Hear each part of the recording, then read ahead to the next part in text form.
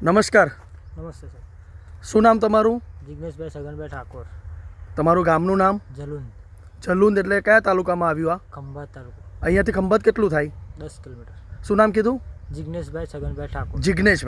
જિગ્નેશભાઈ તમે આ તમાકુ કરેલી છે, આ કઈ તમાકુ છે જિગ્નેશભાઈ? કલકત્તી GT1. થોડું જોરથી બોલજો જો બીજા ખેડૂતોને ખ્યાલ આવે. કલકત્તી GT1. કલકત્તી તમાકુ છે, GT1. અને આ જે તમાકુ રોપી તમે કલકત્તી તમાકુ, તો આ રોપાણ રોપે કેટલો સમય થયો? 11મા મહિનાની 29 તારીખે રોપેલી. 11મા મહિનાની 29 તારીખને આજે ડિસેમ્બર મહિનાની 25 તારીખ થઈ છે, 25 ડિસેમ્બર. સોરી 10મા મહિનાની 29 તારીખ. 10મા મહિનાની 29 લગભગ 2 મહિના થયા. 2 મહિનાની તમાકુ છે ખેડૂત મિત્રો. અને આ તમાકુના પાંદડાનો વિકાસ તમે જોઈ શકો છો. બતાવો જો તમાકુના પાંદડાનો વિકાસ બતાવો. આ ઉપરનું પાંદડું છે, પછી આ એની નીચેનું પાંદડું છે, પછી આ એની નીચેનું પાંદડું છે, અને આ તમે ફૂટ જુઓ ખેડૂત મિત્રો, તમે તમાકુની ફૂટ જુઓ કેટલો વિકાસ થયેલો છે. આ પાંદડું એની પહોળાઈ જુઓ છે, પહોળાઈ બતાવો કેટલી પહોળાઈ છે. લગભગ 1 વેત 2 વેત 2 વેત એટલે 12 ઇંચ જેવું થયું. 1 ફૂટથી પણ વધારે છે ખેડૂત મિત્રો. અને આ જે તમાકુ છે એ ખેતરની શરૂઆત છે. અહીંયા જુઓ તો આ ખેતરની શરૂઆત છે, આ ખેતરનો પારિયો છે, અને આ ખેતરની શરૂઆતની અંદર જ આ પહેલા ચાસનો પહેલો છોડ છે, પહેલા ચાસનો પહેલો છોડ. તો આ તમાકુનો વિકાસ આટલો થયેલો છે, તો શાના કારણે આટલો વિકાસ થયો? આપણે નેટસર્પની વાપરેલી દવા, આપણે નેટસર્પની બાયોફિટ દવાનો ઉપયોગ તમે કર્યો છે. કઈ કઈ દવાનો ઉપયોગ કર્યો છે? બાયો 99 અને સ્ટીમરીચ અને શેત ધોઈલી. 3 દવાનો ઉપયોગ કર્યો. મતલબ કે શેત ધોઈલી મતલબ કે પાણીમાં આપી દીધી તમે. અને સ્ટીમરીચ અને બાયો 99 નો ઉપયોગ કેટલી વખત ઉપયોગ કર્યો? 2 જ માટે છંટકાવ કર્યો. 2 વખત છંટકાવ કર્યો. તમને આ કેતનભાઈ રાણા સાહેબ છે અમારા ખંભાતના કેતનભાઈ રાણા સાહેબના માધ્યમથી તમને આ બાયોફિટ દવા મળી. તો બાયોફિટ દવાની માહિતી તમને કેટલા વર્ષથી છે? બાયોફિટની માહિતી મને તો લગભગ 5-6 વર્ષથી હતી. 5-6 વર્ષથી હતી. હું ઉપયોગ ગઈ સાલથી કરું છું.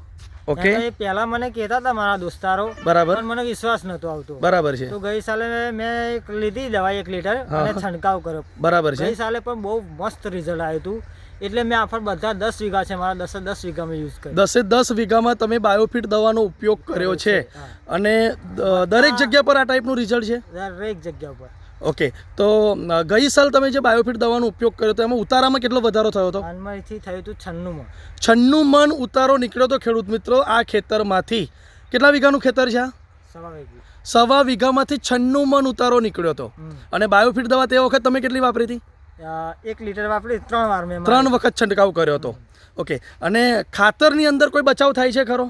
ખાતર આપણે જે નાખીએ એના કરતાં ઓછું, કારણ કે દવા છોટીએ આપણે એટલે નાખવાની જરૂર પડતી નહીં બહુ ખાસ. ઓકે. આ 2 મહિનાની તમાકુ છે, આ 2 મહિનાની તમાકુ છે, તો આ 2 મહિનાની તમાકુમાં તમે કેટલી વખત દવા વાપરી? 2 વખત વાપરીને ખાતર કેટલી વખત નાખ્યું છે? ખાતર હજુ તો લગભગ 3 ગુણ થયું બસ. 3 ગુણ. કેટલા વીઘા કીધા તમે? અને માની લો કે આપણી દવાનો ઉપયોગ ના કરો, બાયોફિટ દવાનો ઉપયોગ ના કરો, તો ખાતર કેટલી વખત નાખવું પડે તમારે? લગભગ 10-12 ગુણ તો નાખવું. 10 થી 12 ગુણ ખાતર નાખવું પડે. અત્યારે કદાચ હજુ નાખીએ તો અત્યારે ફરાય એવું નથી, એટલે લગભગ 2-3 ગુણ હજુ કદાચ નાખવું. મતલબ કે 50% ખાતરનો બચત થઈ ગયો. ખેડૂત મિત્રો, તમે તમાકુનો વિકાસ જોઈ શકો છો. જે રીતના અહીંયા કીધું કે અંદર પેસાય એવું નથી, અને આ પાણી મૂક્યું છે, અહીંયા પાણી મૂક્યું છે એટલે અંદર જઈ શકાય એવું નથી. પણ તમે પાંદડા તો જુઓ કેટલા મોટા પાંદડા છે. અને પાંદડાની જાડાઈ પણ છે ને પાંદડાની. કેટલું જાડું પાંદડું છે બતાવો તો. આ જુઓ પાંદડું. હજુ તો આ તો હજુ 2 મહિના રહેશે, હજુ તો બહુ મોટું થઈ જશે. હજુ આ 2 મહિના બીજું રહેશે, 2 મહિના તમાકુ રહેશે, અને 2 મહિનાની અંદર હજુ પાંદડાની જાડાઈ અને પહોળાઈ પણ વધશે ને. તો ઉતારાની અંદર તમને કેટલો ફાયદો થશે બાયોફિટ વાપરવાથી? સરસ. પહેલી વસ્તુ કે જે આપણે પહેલું પાણી વાળીએ ને તે દિવસ છાંટીએ ને તો કોકડવો પછી વાયરસ આ આવતું નથી. બરાબર છે. 90% વાયરસ અટકાવી દે. બરાબર છે. મારા ગામમાં મારા ભાઈબંધો દોસ્તારો જે છે એમને પણ ભલામણ કરી, બધાને સારું રિઝલ્ટ મળ્યું. બરાબર. માની લો કે તમાકુની અંદર આપણે બાયોફિટ દવાનો ઉપયોગ ના કર્યો હોય તો આ મુજબના પાંદડા જે હમણાં પહોળાઈ આપણે માપી, આ મુજબના પાંદડા કલકત્તી તમાકુમાં થાય ખરા? ઓછા થાય. પણ મેન વસ્તુ શું કે અત્યારે કલકત્તીમાં એક પ્રોબ્લેમ થાય છે કે તમે 25 દિવસે પાણી જ્યારે વારો ને તે ઘડીએ કોકડવો અને વાયરસ આવી જાય, એને લીધે આખો પાક બગડી જાય. બરાબર છે. જે અત્યારે આ દવા છાંટવાથી એ પાક 90% આવી શકતો નથી. બરાબર એ છે. રોગ જે આવતો હોય એ 90% આવી શકતો નથી. તો ખેડૂત મિત્રો તમે પણ જો આ મુજબનું રિઝલ્ટ માગતા હોય કલકત્તી તમાકુમાં, અહીંયા જુઓ તો અંદર જવાની જગ્યા પણ નથી, અંદર બેસવાની જગ્યા પણ નથી, એવું આ ખેતર છે. હજુ આ 2 મહિનાની જ તમાકુ છે. હજુ પણ જ્યારે તમાકુ પાકી થશે, ત્યારે આપણે બીજી વખત શૂટિંગ લઈશું અને અંદર પેસીને આપણે બતાવશું કે આજે જુઓ તો તમાકુનું રિઝલ્ટ કેવું છે. આખા જ ખેતરની અંદર આ મુજબનું રિઝલ્ટ મળેલું છે. આ છે બાયોફિટ દવાનો કમાલ.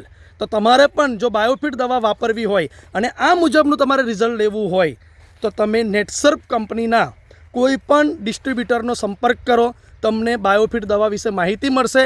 અને ખંભાતની અંદર તમે રહો છો તો અમારા કેતનભાઈ રાણા સાહેબનો સંપર્ક કરો, એમના માધ્યમથી તમને બાયોફિટ દવા મળશે અને તમને પ્રોપર ટ્રીટમેન્ટ કરાવશે.